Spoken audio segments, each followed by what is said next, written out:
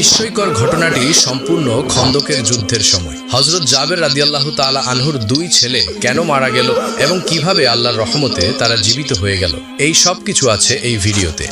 খন্দকের যুদ্ধের প্রাক্কালে রাসূলুল্লাহ সাল্লাল্লাহু আলাইহি ওয়াসাল্লামের নির্দেশে সকল সাহাবী কাঁধে কাঁধ মিলিয়ে পরিখা খনন করছিলেন। খননকালে হঠাৎ একটি সেখানে শক্ত পাথর দেখা যায়। তখন লোকেরা রাসূলুল্লাহ সাল্লাল্লাহু আলাইহি ওয়াসাল্লামের কাছে এসে বলল, হে আল্লাহর নবী, পরিখা খননের কালে একটি শক্ত পাথর বেঁধে গেছে। তখন রাসূলুল্লাহ সাল্লাল্লাহু আলাইহি ওয়াসাল্লাম বললেন, আচ্ছা, আমি নিজেই খন্দকের মধ্যে নামব। তখন রাসূলুল্লাহ সাল্লাল্লাহু আলাইহি ওয়াসাল্লাম কয়েকদিনের আনাহারি ছিলেন। পরিখা খননকারীরা প্রায় সকলেই 3 দিন পর্যন্ত কিছুই খেতে পারেননি। তারাও ক্ষুধার্ত ও আনাহারি ছিলেন। এরপর রাসূলুল্লাহ সাল্লাল্লাহু আলাইহি ওয়াসাল্লাম একটি কোদাল হাতে নিয়ে পাথরটির উপর আঘাত করলেন। সাথে সাথে পাথরটি চূর্ণ বিচূর্ণ হয়ে বালুকণায় পরিণত হয়ে গেল। নবীর সাহাবী হযরত জাবের রাদিয়াল্লাহু তাআলা আনহু যখন দেখলেন যে বিশ্ব নবী ক্ষুধার্ত অবস্থায় পেটে পাথর বেঁধে রেখেছেন, তখনই তিনি মনস্থির করলেন যে আল্লাহর নবীকে তার বাড়িতে খাবার খাওয়ানোর জন্য দাওয়াত করবেন। তিনি বাড়িতে ফিরে তার স্ত্রীকে বললেন, তোমার কাছে খাওয়ানোর জন্য কিছু আছে? রাসূলুল্লাহ সাল্লাল্লাহু আলাইহি ওয়াসাল্লামকে ভীষণ ক্ষুধার্ত অবস্থায় দেখলাম। এই অবস্থায় দেখে আমি আর সহ্য করতে পারছি না, তাই সিদ্ধান্ত নিয়েছি রাসূলুল্লাহ সাল্লাল্লাহু আলাইহি ওয়াসাল্লামকে এক বেলা খাবার খাওয়াবো। তখন জাবের রাদিয়াল্লাহু তাআলা আনহুর স্ত্রী একটি পাত্রে 1 চা পরিমাণ জব বের করে বললেন, এই জব ছাড়া ঘরে আর কিছুই নেই। জাবের রাদিয়াল্লাহু তাআলা আনহু তখন তার স্ত্রীকে বললেন, তুমি জবগুলো পিষে রুটি তৈরির জন্য আটা প্রস্তুত করো। এই কথা বলে জাবের রাদিয়াল্লাহু তাআলা আনহু ভাবতে শুরু করলেন যে রুটির তো ব্যবস্থা হয়েই গেল, সাথে যদি আরো কিছু ব্যবস্থা করা যেত তাহলে হয়তো রাসূলুল্লাহ সাল্লাল্লাহু আলাইহি ওয়াসাল্লাম অনেক খুশি হতেন। কিছুক্ষণ পরই তার মনে আসলো যে তাদের একটি মোটাতাজা বকরির বাচ্চা আছে। এই কথা ভেবে তিনি নিশ্চিন্ত হলেন। সাথে সাথে এক দৌড়ে তিনি রাসূলুল্লাহ সাল্লাল্লাহু আলাইহি ওয়াসাল্লামের কাছে উপস্থিত হলেন এবং সালাম দিয়ে চুপি চুপি নবী করিম সাল্লাল্লাহু আলাইহি ওয়াসাল্লামকে বললেন, ইয়া রাসূলুল্লাহ, আমি তো গরিব মানুষ, আমার তেমন কোনো সম্পদ নেই, কিন্তু আমার বহুদিনের বাসনা আপনাকে একবেলা আমার বাড়িতে দাওয়াত করে খাওয়াবো, যদি আপনি আমার দাওয়াত কবুল করেন। এই কথা শুনে রাসূলুল্লাহ সাল্লাল্লাহু আলাইহি ওয়াসাল্লাম উচ্চ স্বরে সকল সাহাবীকে উদ্দেশ্য করে বললেন, শোনো হে সাহাবীরা, তোমরা সকলেই শোনো। আজকে আমার জাবের আমাদের তার বাড়িতে খাবার খাওয়ার জন্য দাওয়াত করেছেন। আমি দাওয়াত কবুল করেছি। তোমরা সকলে জলদি করে কাজ সেরে নাও। আজকে আমরা সকলে জোহরের নামাজ বাদে জাবেরের বাড়িতে যাব খাবার খাওয়ার জন্য। এই কথা শুনে সকল সাহাবীর মুখে হাসি ফুটে উঠল। আর জাবের রাদিয়াল্লাহু তাআলা আনহু অত্যন্ত খুশিতে আটখানা পাগলের মতন হয়ে গেল। তিনি এক দৌড় দিয়ে বাড়ির দিকে গেলেন। কিছু দূর যেতেই তার মনে হলো এখানে সাহাবী আছেন প্রায় সব মিলিয়ে 400 থেকে 1000 জন। আমি গরিব মানুষ, আর ঘরে তো এত মানুষের খাবার খাওয়ানোর মতো পর্যাপ্ত খাদ্য নেই, তাহলে কি হবে? তখন জাবের রাদিয়াল্লাহু তাআলা আনহু ঝড়ের গতিতে আবারও রাসূলুল্লাহ সাল্লাল্লাহু আলাইহি সাল্লামের কাছে আসলেন। তখন নবীকে দেখে বিনীতভাবে আরজ করে বললেন, ইয়া রাসূলুল্লাহ, আমি তো ভেবেছিলাম আপনি মাত্র কয়েকজন সাহাবী নিয়ে আমার বাড়িতে খাবার খাওয়ার জন্য আসবেন, কিন্তু আপনি তো সকলকে দাওয়াত দিলেন। এখন 100 থেকে মনান্তরে 1000 জন সাহাবী আমার বাড়িতে যাবে, এই কথা আমি বুঝতে পারিনি। আপনি তো জানেন আমি নিতান্তই একজন গরিব অসহায় মানুষ। এখন কি হবে? এখন কি করব? তখন বিশ্বনবী হযরত মুহাম্মদ সাল্লাল্লাহু আলাইহি সাল্লাম জাবের রাদিয়াল্লাহু তাআলা আনহুকে বললেন, হে জাবের, খানার বরকত দান করেন আল্লাহ, তুমি কোনো চিন্তা করো না, তুমি গৃহে ফিরে যাও এবং খানার আয়োজন করো। আর একটা কথা শুনো, তুমি আমাদের খাওয়ানোর জন্য কি আয়োজন করতে চাও? তখন জাবের রাদিয়াল্লাহু তাআলা আনহু বললেন, ঘরে সামান্য পরিমাণ জব আছে আর আমাদের একটি বকরির বাচ্চা আছে, সেগুলো আপনাকে খাওয়াতে চাই। তখন রাসূল সাল্লাল্লাহু আলাইহি সাল্লাম বললেন, তুমি যখন গোশত রান্না করবে তখন রান্না করার হাঁড়ির ঢাকনা দিয়ে ঢেকে রাখবে এবং রুটির খামি তৈরি করে একটি পাত্রের মধ্যে ঢাকনা খুলবে না। বিশ্বনবীর মুখের এই কথা শোনার পর জাবের রাদিয়াল্লাহু তাআলা আনহু অত্যন্ত খুশিতে বাড়ি ফিরে এলেন। আল্লাহর রাসূল দাওয়াত কবুল করেছেন, এই খুশির খবরটা তার বিবিকে জানাতে হবে। এই খবর বিবিকে জানানোর পর বিবি শুনে খুব খুশি হলেন। এদিকে জাবের রাদিয়াল্লাহু তাআলা আনহুর 2টি ছেলে সন্তান ছিল, যার মধ্যে বড় ছেলের নাম আব্দুল্লাহ, তার বয়স 8-9 বৎসর হবে। জাবের রাদিয়াল্লাহু তাআলা আনহু বড় ছেলেকে ডাকলেন, বাবা আব্দুল্লাহ, এদিকে আসো, আমাদের বকরি বাচ্চাটিকে জবাই করব। আজ আল্লাহর রাসূল আমাদের বাড়িতে খাবার খাওয়ার জন্য দাওয়াত কবুল করেছেন। তারপর ছেলেকে সাথে নিয়ে বাড়ির পাশে একটু দূরে গিয়ে বকরির বাচ্চাটিকে জবাই করলেন এবং গোশত কেটে রান্না করার মতো উপযুক্ত করলেন। এরপর তিনি হাঁড়িতে গোশত চড়ালেন আর কিছুক্ষণ পর পর পথের দিকে উকি দিয়ে দেখছিলেন যে আল্লাহর রাসূল এসে গেছে কিনা। এদিকে জাবের রাদিয়াল্লাহু তাআলা আনহুর ছোট ছেলেটি ঘরের মধ্যে তখনও ঘুমিয়েছিল। ঘুম থেকে জেগে সে বকরির বাচ্চাটিকে খুঁজতে শুরু করলো, কারণ বকরির বাচ্চাটি ছিল তার অতি প্রিয়। তার সাথে সারাক্ষণ খেলা করত। সেই ছোট্ট ছেলেটি চারিদিকে খুঁজে না পেয়ে বড় ভাই আব্দুল্লাহকে জিজ্ঞাসা করলো, ভাই আমাদের বকরির বাচ্চাটি কোথায়? বাচ্চাটিকে তো আমি কোথাও খুঁজে পাচ্ছি না। তখন বড় ভাই আব্দুল্লাহ বলল, তুমি তো ঘুমিয়েছিলে, তাই তুমি জানো না। আব্বাজান আজ আমাদের বকরির বাচ্চাটিকে জবাই করে দিয়েছে। তখন ছোট ভাইটি বলল, ভাই কোথায় জবাই করেছে আমাকে একটু দেখাও। এরপর বড় ভাই আব্দুল্লাহ ছোট ভাইকে সাথে নিয়ে সেই জায়গায় চলে গেল যেখানে বকরির বাচ্চাটিকে জবাই করা হয়েছিল। তখন ছোট ভাই বড় ভাইকে বলল, কিভাবে জবাই করেছে আমাকে একটু দেখাও। আব্দুল্লাহ তখন বলল, তুমি দেখবে, তাহলে এখানে শুয়ে পড়ো। ছোট্ট শিশুটির বয়স 2-3 বছর হবে আর আব্দুল্লাহর বয়স 8-9 বছর হবে। দুজনেই তখন অভুত ছিল। বড় ভাই আব্দুল্লাহর কথা মতো ছোট ভাই শুয়ে পড়ল। যখন ছোট ভাই সেখানে শুয়ে পড়ল তখন অভুত আব্দুল্লাহ ছোট ভাইয়ের গলায় সজোরে ছুরি চালিয়ে দিতেই ছোট ভাইয়ের গলা কেটে রক্ত ছিটকে বের হতে লাগলো। তার দেহটা ধাপাধাপি করতে লাগলো। এই অবস্থা দেখে বড় ভাই আব্দুল্লাহ অনেক ভয় পেয়ে গেল। ইতিমধ্যে জাবের রাদিয়াল্লাহু তাআলা আনহু আবার সেই পথের দিকে এগিয়ে এলেন রাসূল সাল্লাল্লাহু আলাইহি সাল্লাম আসছে কিনা তা দেখতে। জাবের রাদিয়াল্লাহু তাআলা আনহু এর আসার শব্দ পেয়ে আব্দুল্লাহ সেখান থেকে ছুটে পালালো এবং একটি খেজুর গাছের মাথার উপর উঠে বসে রইল। যখন জাবের রাদিয়াল্লাহু তাআলা আনহু পাথরের কাছে আসলেন, হঠাৎ করে তার চোখে পড়ল তার ছোট সোনামণি কলিজার টুকরা ছেলেটির উপর। তিনি দেখলেন ধুলার বুকে শুয়ে ছটফট করছে। তিনি দ্রুত গতিতে তার কাছে ছুটে গেলেন আর সাথে সাথে বুকের ধন, আদরের মানিক, ছোট ছেলেটির বক্ষপিঞ্জর থেকে পাখিটা উড়ে গেল। ছোট শিশুটির দেহটি স্থির হয়ে গেল। তখন সে শান্ত হয়ে গেল।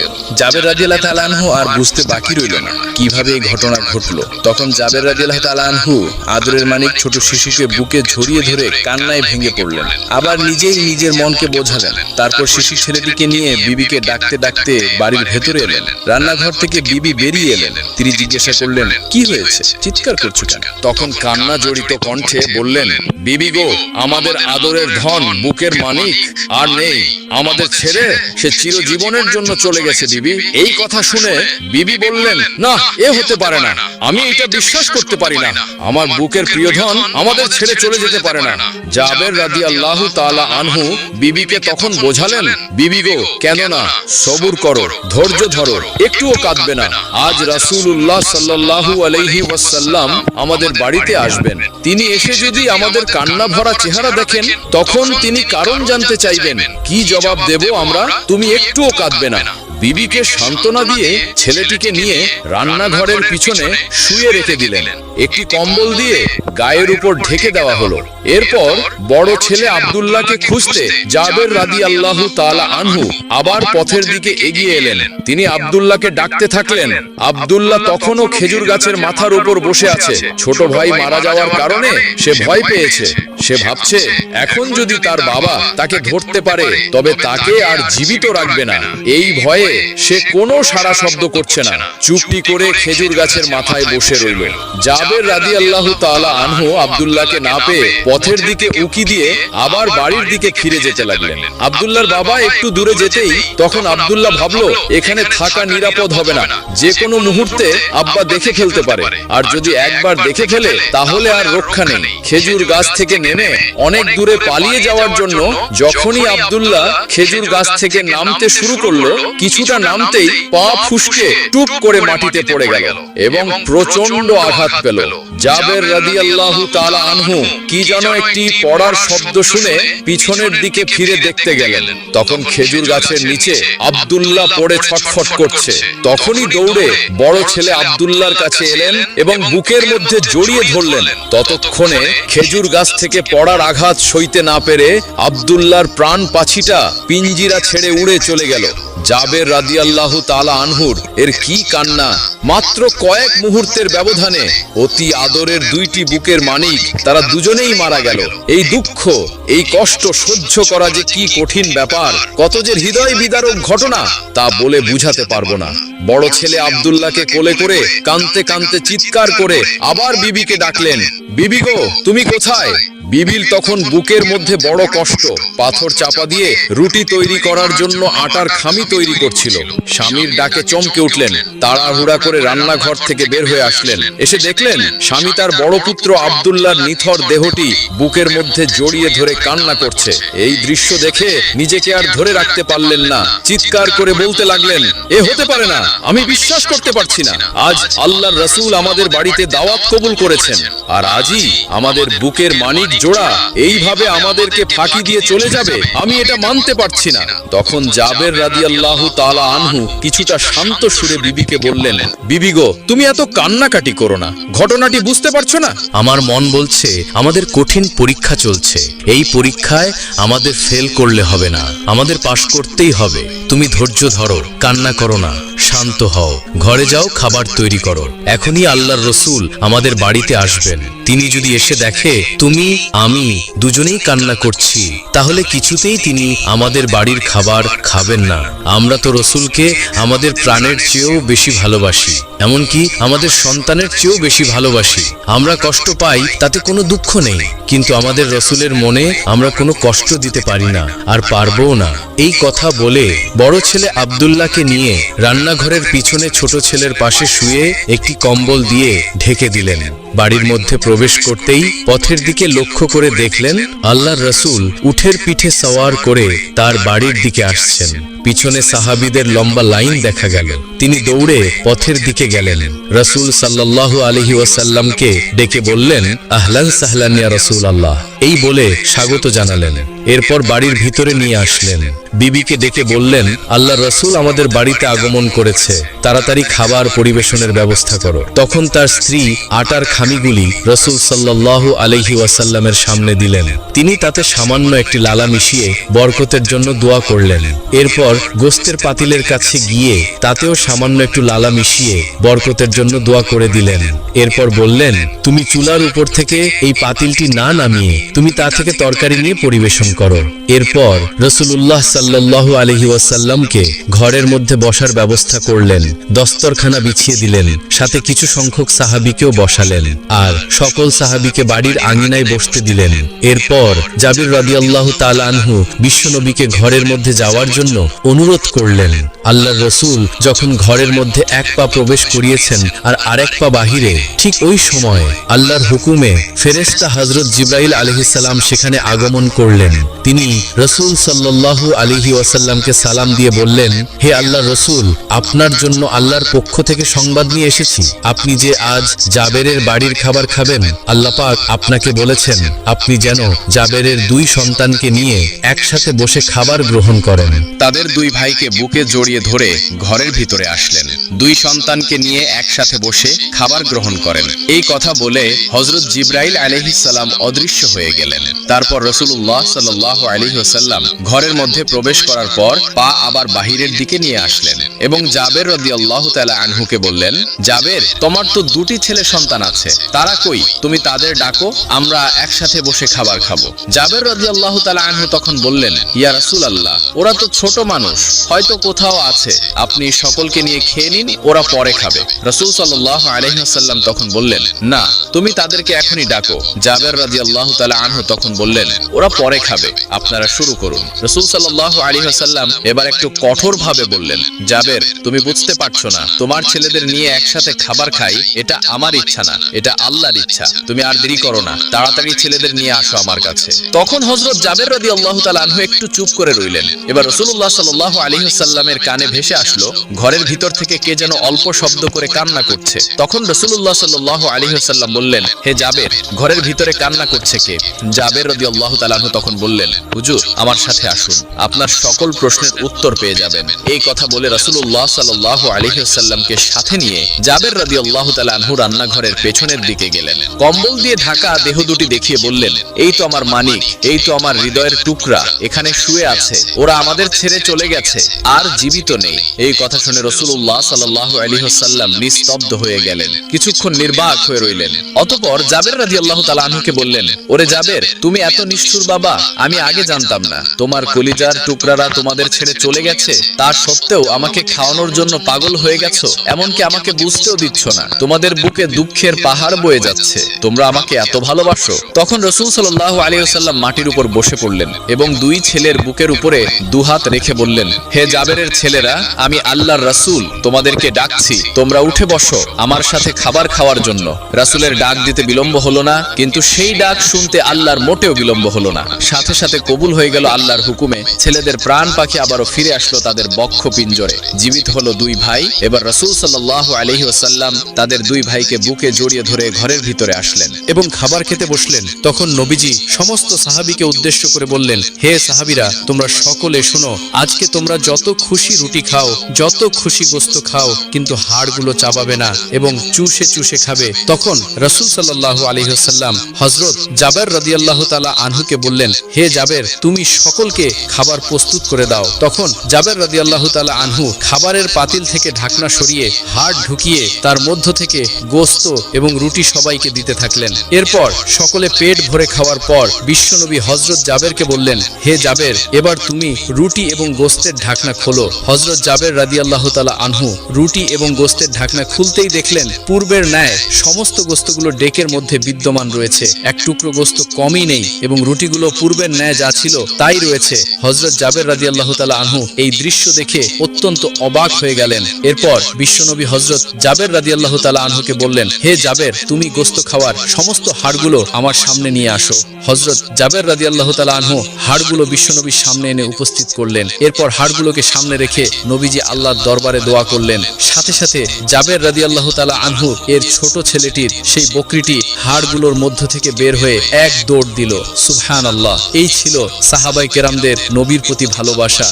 একদা হযরত ফাতেমা রাদিয়াল্লাহু তাআলা আনহা জায়নামাজে বসে কাঁদছিলেন। তার দু চোখের পানিতে বুক ভেসে যাচ্ছিল। এমন সময় হযরত মুহাম্মদ সাল্লাল্লাহু আলাইহি ওয়াসাল্লাম ফাতেমার বাড়িতে আগমন করলেন এবং ফাতেমার ঘরে প্রবেশ করে দেখতে পেলেন জায়নামাজে বসে ফাতেমা রাদিয়াল্লাহু তাআলা আনহা অঝরে কাঁদছে। তখন বিশ্বনবী হযরত ফাতেমা রাদিয়াল্লাহু তাআলা আনহাকে উদ্দেশ্য করে বললেন, হে আমার কলিজার টুকরা ফাতেমা, তুমি তোমার জায়নামাজের কোণা উল্টে দেখো। তখন ফাতেমা রাদিয়াল্লাহু তাআলা আনহা তার জায়নামাজের কোণা উল্টে চমকে উঠলেন। তিনি বললেন, এ কি আব্বাজান, এ যে গলিত স্বর্ণের সদর দপ্তর গতিতে বয়ে যাচ্ছে। তখন হযরত মুহাম্মদ সাল্লাল্লাহু আলাইহি ওয়াসাল্লাম বললেন, হে ফাতেমা, তোমার প্রয়োজন মতো স্বর্ণ উঠিয়ে রাখো, তা দ্বারা তোমার সংসার পরিচালনা করো এবং দুনিয়ার আরাম আয়েশ জাকজমক যা ইচ্ছা তাই করতে পারো। দুনিয়ার সুখ শান্তি ক্ষণস্থায়ী, পরকালের সুখ শান্তি চিরস্থায়ী। এখন তুমি বুঝে বলো মা, দুনিয়ার সুখ শান্তি চাও নাকি আখিরাতের সুখ শান্তি চাও? হযরত মুহাম্মদ সাল্লাল্লাহু আলাইহি ওয়াসাল্লামের মুখে এমন কথা শুনে হযরত ফাতেমা রাদিয়াল্লাহু তাআলা আনহা জায়নামাজের কোণা ছেড়ে দিয়ে নবীজিকে বললেন, আব্বাজান, আমার দুনিয়ার সুখ শান্তির কোনো প্রয়োজন নেই, আমি আখিরাতের সুখ শান্তির পিছনে দৌড়াতে চাই। অনুরূপভাবে আরো একদিনের ঘটনা। একদিন ফাতেমা রাদিয়াল্লাহু তাআলা আনহা এমনই দুর্বল হয়ে পড়েছিলেন যে তিনি বিছানা থেকে উঠতে পারছিলেন না। এই ঘটনা হযরত মুহাম্মদ সাল্লাল্লাহু আলাইহি ওয়াসাল্লামের কাছে পৌঁছালে নবী করিম সাল্লাল্লাহু আলাইহি ওয়াসাল্লাম ফাতেমাকে দেখার জন্য তার বাড়িতে তাশরিফ আনলেন। নবী করিম সাল্লাল্লাহু আলাইহি ওয়াসাল্লাম ফাতেমার দরজায় উপস্থিত হয়ে ডাকতে লাগলেন, কিন্তু ভেতর থেকে কোনো আওয়াজ আসছিল না। তিনবারের মাথায় বিশ্বনবী ফাতেমাকে উদ্দেশ্য করে আবারও ডাকতে লাগলেন। তখন ভিতর থেকে হযরত ফাতিমা রাদিয়াল্লাহু তাআলা আনহা জবাব দিলেন, আব্বা গো, আমি কেমনে দরজা খুলবো? আমার গায়ে যে ছোট্ট একটি চাদর, পায়ের দিকে ঘোরালে মাথার দিক খালি হয়ে যায়, আর মাথার দিকে ঘোরালে পায়ের দিক খালি হয়ে যায়। তখন বিশ্বনবী দরজার বাইরে থেকে তার মাথার পাগড়িটা নিয়ে দরজার ফাঁক দিয়ে ভিতরে দিয়ে ফাতেমাকে বললেন, মা, আমার রুমালটা মাথার দিকে দিয়ে দাও। তখন ফাতেমা রাদিয়াল্লাহু তাআলা আনহা রুমাল মাথার দিকে দিয়ে দরজা খুলে দিলেন। তখন বিশ্বনবী ঘরের ভেতরে ঢুকে দেখতে পেলেন মা ফাতেমার চোখ মলিন হয়ে আছে। তখন নবী করিম সাল্লাল্লাহু আলাইহি ওয়াসাল্লাম ফাতেমাকে বললেন, মা, তোমার কি অসুখ হয়েছে? ফাতেমা রাদিয়াল্লাহু তাআলা আনহা তখন নবীজিকে বললেন, আব্বাজান, কয়েকদিন যাবত উপোস থাকতে থাকতে ক্ষুধার জ্বালায় মাথা ব্যথায় দুর্বল হয়ে পড়েছি। এটা শুনে হযরত ফাতিমা রাদিয়াল্লাহু তাআলা আনহাকে বিশ্বনবী বললেন, আমিও আজ 3 দিন যাবত উপবাস, অথচ আমি আমি আল্লাহর নিকট তোমার চাইতে অধিক প্রিয়। আমি চাইলে দুনিয়ার সব চাইতে ভালো খাবার আমাকে খাওয়াতেন তিনি, কিন্তু আমি দুনিয়ার উপর আখিরাতকে প্রাধান্য দিয়েছি। তখন বিশ্বনবী হযরত মুহাম্মদ সাল্লাল্লাহু আলাইহি ওয়াসাল্লাম ফাতেমাকে বললেন, হে মা ফাতেমা, ধৈর্য ধরো, নিশ্চয়ই সুসংবাদ রয়েছে। আল্লাহর শপথ করে বলছি, বেহেশতে তুমি হবে রমণী কুলের সর্দারিনী, বেহেশতের চাবি থাকবে তোমার হাতে। বিশ্বনবীর মুখে এমন কথা শুনে হযরত ফাতেমা রাদিয়াল্লাহু তাআলা চমকে উঠলেন। তিনি বিশ্বনবীকে বললেন, আব্বাজান, তাহলে বিবি মরিয়ম এবং বিবি আশিয়ার কি হবে? তখন নবীজি বললেন, মা, বিবি মরিয়ম তার সময়কার সকল মহিলাদের সর্দারিনী এবং বিবি আশিয়াও তার সময়কার সকল মহিলাদের সর্দারিনী, আর তুমি হলে এখন